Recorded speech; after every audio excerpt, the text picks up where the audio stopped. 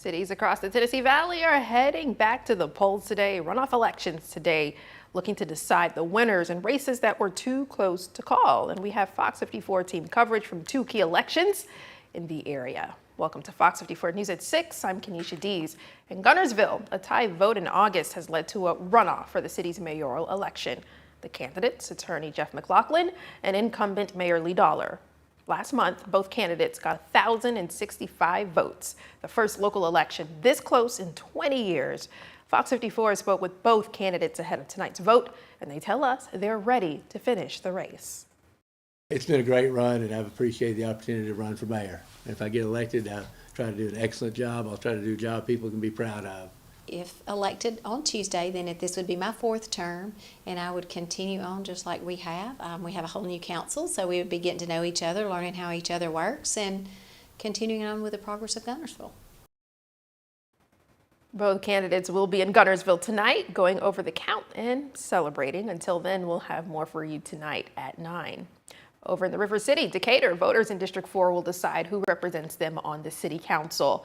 Pam Wersler and Sarah French beat out 3 other candidates in the August municipal elections. However, controversy over a prior felony marijuana charge French received in 2001 has also caused controversy.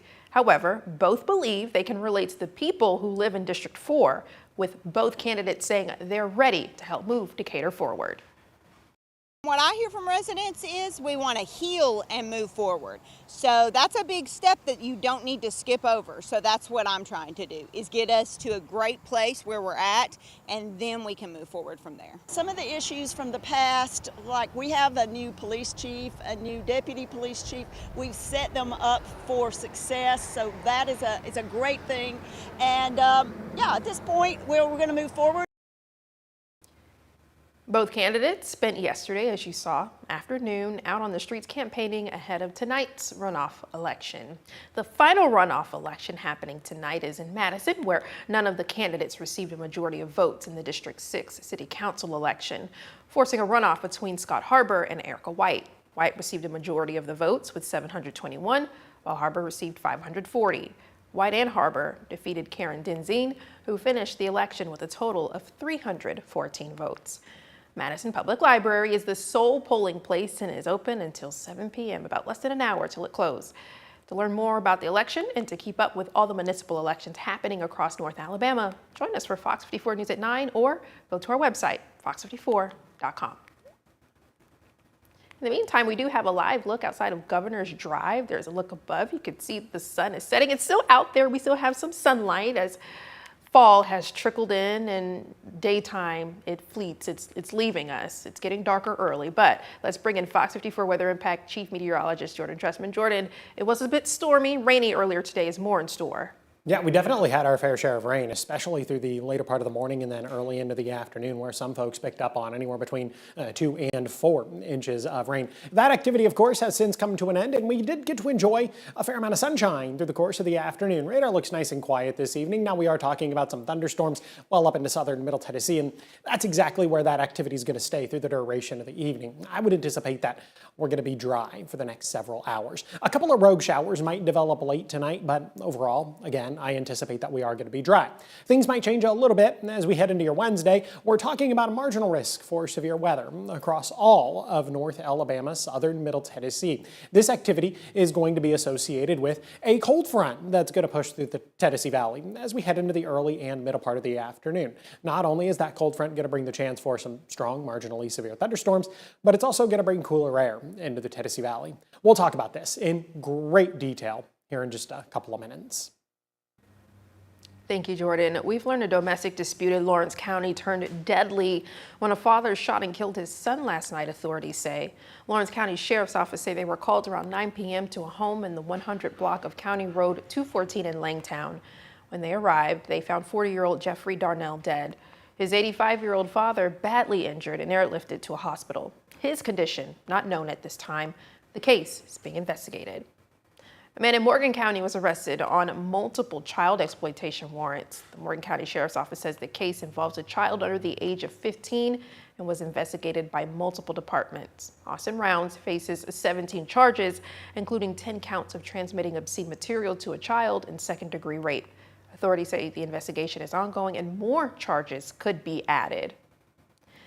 A man faces multiple charges after investigators say they found guns and several kinds of drugs during a search early in September.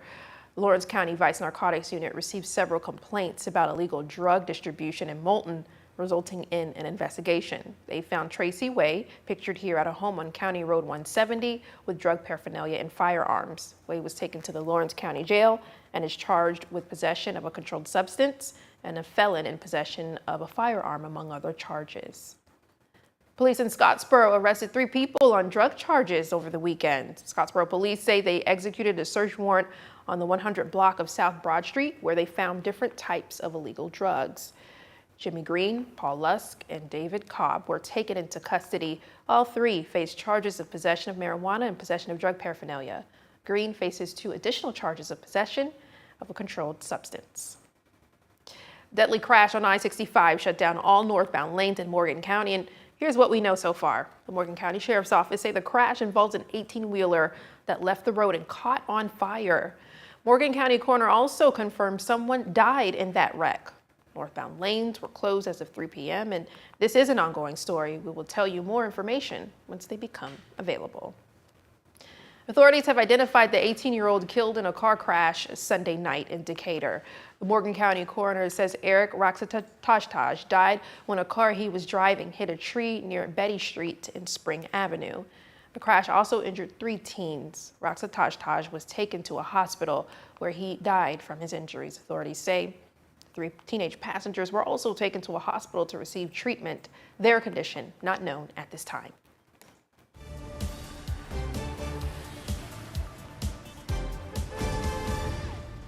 Yes, we do have a couple of Fox 54 traffic impact alerts for you. A large water main break yesterday is keeping Slaughter Road closed near Madison Boulevard in Huntsville. Just take a look at this. Crews trying to repair the damage to a 36-inch pipe. Huntsville utilities say they don't know when the damage will be fixed. The cause of the break not known, though ground shifting from extremely dry conditions in the area is suspected. Huntsville Utilities is closing part of Old Big Cove Road from Highway 431 to Hayden Road tomorrow morning for surface line work. The road closure starts at 8 a.m. Officials expect the closure to last between 4 to 6 hours. You're asked to avoid the area if possible. If you have to drive through the work zone, just make sure you drive carefully. For more traffic impact alerts, go to fox54.com. It's time for another Fox 54 Top Teacher. This week we head to a classroom where creativity and the Christian faith collide. We'll get to meet that teacher.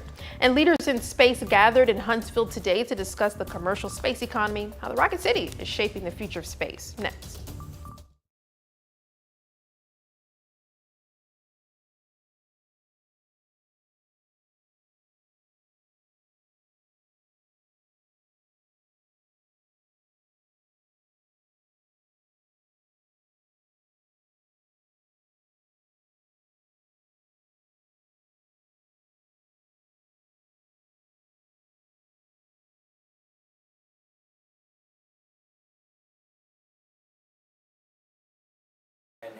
Okay.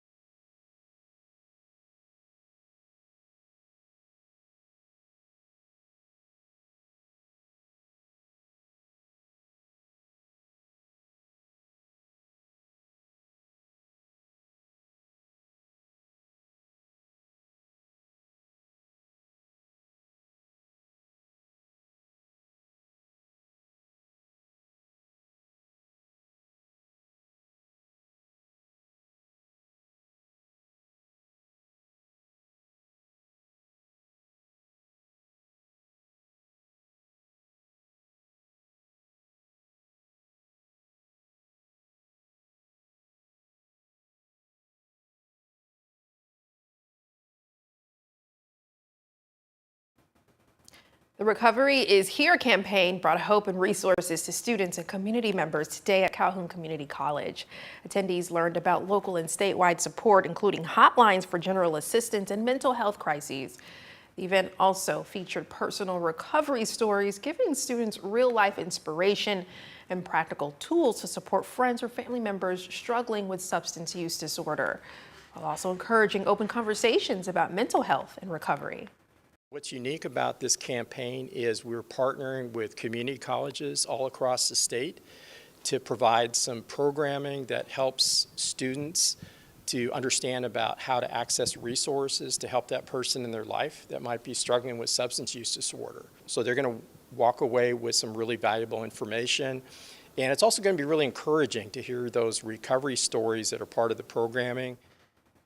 Definitely some good resources there. Well, attendees learned about support hotlines, including 211 for general assistance and 988 for mental health crises. Students left the event with valuable information, hope, and access to resources showing that recovery is possible. Leaders in government, industry, and NASA met in Huntsville today to talk about the future of the commercial space economy. The event highlighted how companies in the Marshall Space Flight Center are positioned to drive growth as U.S. Space Command prepares to move its headquarters to Rocket City. Fox 54's Valentina Chalala explains. Huntsville's discussion on the commercial space economy focused on how innovations in low Earth orbit are improving life on Earth, from telecommunications to medical advances. Marshall Space Flight Center is adding a $45 million exploration facility to support future lunar missions, while the arrival of Space Command strengthens the city's role in both exploration and national defense. But you look at the 21 categories that were evaluated, the cost to do business here saves the taxpayers almost $1 billion or $500 million. But there's going to be a huge recruiting to fill these jobs with the brightest minds we can find. And those are the things that the city and the counties in all of North Alabama have worked for. The Marshall Space Center and Huntsville are shaping the future of both exploration and defense missions. The growing collaboration between government and private industry, including the work that Voyager Space is doing in the region, directly supports U.S. Space Command headquarters and America's priorities in orbit. And NASA is planning so that we don't have a gap in low Earth orbit. And so companies like Voyagers and others will be building a commercial space station so that we don't have that gap in continuous human presence in space. The mission early on was make space great for humanity. How do we expand the benefits of space to all humankind? And we're doing that with our commercial LEO destinations. Industry leaders say this combination of NASA, private companies, and Space Command could create billions of dollars in economic activity and position Huntsville as the center of America's commercial space economy. In Huntsville, I'm Valentina Chalala, Fox 54 News. Valentina, it's so interesting to hear the words space, commercialize, industry. It's very interesting, but here we are. And it seems like every week since the announcement that the Space Command would be moving to Huntsville, there's been an effort weekly to get the ball rolling. And is that kind of what you got in that meeting today? Yes, there was a panel of representatives from a variety of space companies. There's Blue Origin, Axiom Space, Voyager Technologies, all talking about how the economy will be impacted with the future of U.S. Space Command moving to Huntsville. It's very interesting to listen to. And you mentioned Blue Origin, like that's huge. It's really huge. I'm looking forward to what they do come up with. There's a lot that you can gain from this industry, I'm learning. What they touched on was that the International Space Station is being decommissioned in 2030. So we will be seeing a shift in government industry to private industry. So Blue Origin, Voyager Space, they'll all be creating their own space stations, which will be able to speed up the research because their goal ultimately is to put boots on the moon, is what they said. Yes. So the Artemis mission, to send people back to the moon. That's exactly right. That is exactly right. We do have a timeline, so we'll be looking out for that. Thank you, Valentina. Coming up, we head to practice as a high school football player, surprising his teammates after suffering a catastrophic injury. We'll tell you more and give you a listen. And Jordan, how's weather so far? Yeah, not bad this evening, but as we head into your Wednesday, a cold front's going to push its way through the Tennessee Valley, and it's going to bring the chance for some stronger thunderstorms to the area. We'll discuss it in a couple of minutes.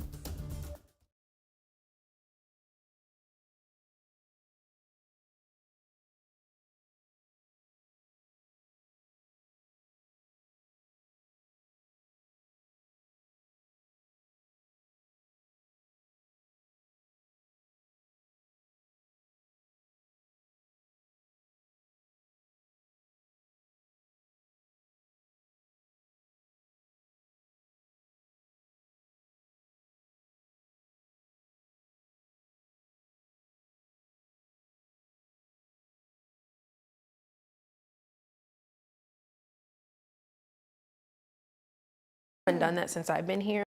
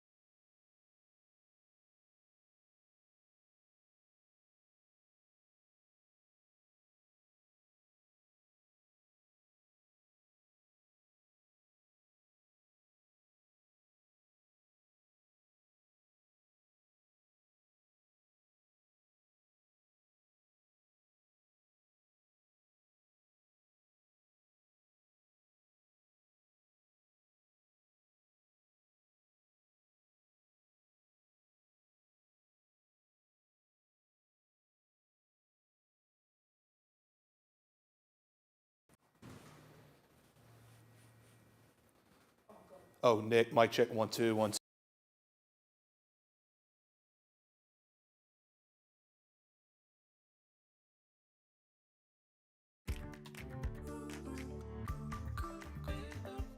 Now, Fox 54's Top Teacher, sponsored by Calhoun Community College. Today, we'll take you to a classroom where creativity and the Christian faith collide. This teacher is all about the arts, and some say she does more than that. She enables students to express themselves freely. Meet this week's Fox 54 top teacher, Jessica Wade from Westminster Christian Academy.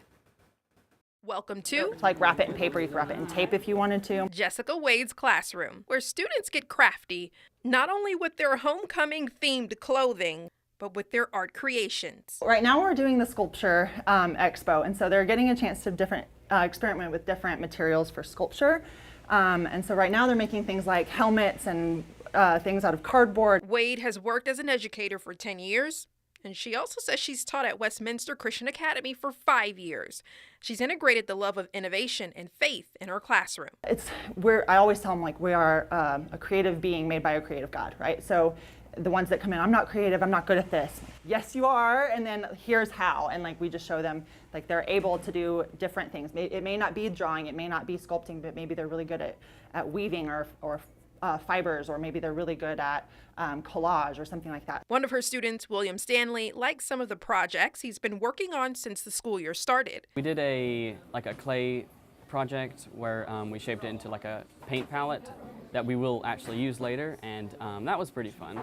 Wade's peers, like Director of Academics Marshall Elson, is a witness to the transformation in her classroom. She leads that charge and really helps students show their gifts through art, and so we're grateful to have her. Wade hopes her students build more than faith in her class, but confidence too. I hope that they walk away knowing that they are talented, that they have a skill set, that they don't always walk in at the same level, but they hopefully walk out better than when they walked in, and hopefully with a little bit more confidence. Congratulations, Jessica. Check out the moment she was surprised as the Fox 54 top teacher later tonight on Fox 54 Plus. Download on your TV, watch for free. Also, nominated teacher on fox54.com. Now, the Tennessee Valley's certified most accurate forecast from the Fox 54 Weather Impact Team. Here's a live look from Montesano. Very quiet, but I must say, if you had plans to go hiking earlier today, it might not have been the best time to do it with all the rain we've had. No, definitely not. The rain moved in this morning, and in some cases we got a lot of it, and so I would imagine the ground is a soppy mess. What did you say? A soggy mess? Soppy mess. Soppy mess. A soppy, Yes. wet mess. Yes, soppy, it's the most technical of technical terms. Oh, soppy. S-O-P-P-Y. Did I spell that right? Yeah, that's how we're going to spell soppy mess. And some of us are really dealing with a soppy mess across the Tennessee Valley because look at this. Some of us picked up on a significant amount of rain over the course of about 2 or 3 hours. Now, the highest rainfall totals were definitely realized across the northern portions of the area, kind of along the Alabama-Tennessee state line. Look at this. Up in Fayetteville, Tennessee, right around 2 inches of rain, but even higher than that across different portions of Limestone and Madison counties. Look at this in Hazel Green, right around 3 inches of rain, but then portions of Limestone and Madison counties picked up anywhere between 3.5 and 4 inches of rain over the course of about 2 or 3 hours. I know we had a little bit of light ponding of water on some of the roadways this morning. That has since disappeared. It never sticks around too terribly long. It usually goes away about as fast as it appears. Now, we could use that rain across the Tennessee Valley. Most of us are talking about abnormally dry conditions as far as the latest drought monitor is concerned. So while we're not in a stage where we're desperate for any sort of rainfall, the rainfall we got today was definitely a really big help. And I think we're going to notice that in future iterations of the drought monitor. As we head into your Wednesday, we're talking about yet another opportunity for rain and maybe even some stronger thunderstorms across the Tennessee Valley. The entire area is talking about a marginal risk for severe weather. What about the impacts as we head into your Wednesday? Well, we're talking about gusty winds, which could do some minor damage. We could see some higher wind gusts of 55 or 60 miles per hour, and then we could also see some heavy rain. That would lead to some additional flash flooding across the Tennessee Valley. Those are going to be the primary concerns. And then at the same time, we could also see a little bit of small hail develop across the Tennessee Valley. Timing here would be Wednesday afternoon and then even as we head into Wednesday evening, as a cold front pushes its way through the area. Cold front currently back off to the west, producing numerous severe thunderstorm warnings across Oklahoma, back up into Arkansas, even portions of Texas, a severe thunderstorm watch in effect, a tornado watch in effect. I don't think we're going to see a tornado watch here across the Tennessee Valley. Really, that's not a key player in the forecast. We're simply not going to have enough wind shear present to even really begin to talk about anything tornadic. Here's Futurecast as we head into the lunch hour on Wednesday. Some scattered showers and thunderstorms hanging out across the Tennessee Valley. We could even see some scattered shower and thunderstorm activity in time for the Wednesday morning commute. So maybe allow yourself a couple of extra minutes. Then as we head into the heart of the afternoon, early into the evening, this activity becomes much more widespread. And it's within this widespread activity that we're going to talk about that chance for some strong, marginally severe thunderstorms. We hold on to the opportunity for some scattered showers and thunderstorms through the overnight, early into your Thursday morning, and then some isolated activity is going to remain possible across the Tennessee Valley through Thursday afternoon, and then even as we head into Thursday evening, something we're going to begin to think about for Thursday night football. Temperatures currently sitting in the upper 70s and lower 80s across the Tennessee Valley. We drop into the lower 70s as we head into the overnight. When the kids get on the school bus tomorrow morning, 71 at 7, 73 by 8, 75 at 9, 78 by 10. A good number of us are going to be dry, but understand that a little bit of rain is definitely going to be possible. The next 7 days, 85 on Wednesday, 82 on Thursday, lower 80s Friday, Saturday, Sunday. That period is going to be a beautiful period of weather across the Tennessee Valley. Plenty of sunshine, and it's actually going to feel like fall. Thank you, Jordan. A heartwarming moment at West Morgan High School yesterday as senior linebacker Cole Thorne made a surprise appearance at football practice just 10 days after suffering a serious brain injury. Here's a listen.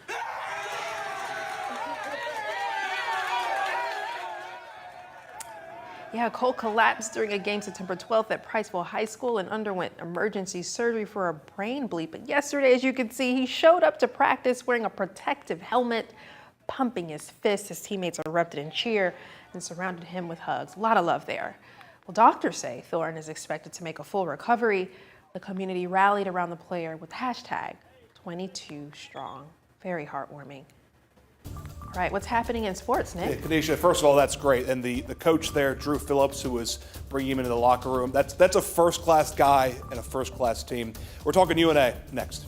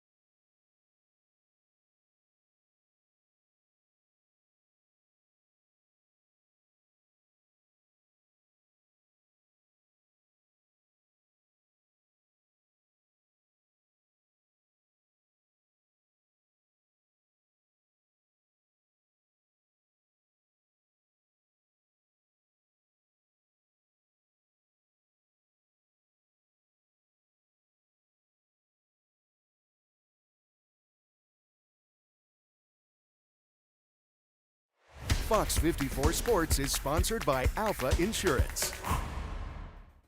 After a rough first month of the season, North Alabama football gets a much-needed bye week before beginning its conference schedule. Good evening and welcome into sports. 1-3 with the lone win coming against a Division II opponent. That's what the start of the year has looked like for UNA.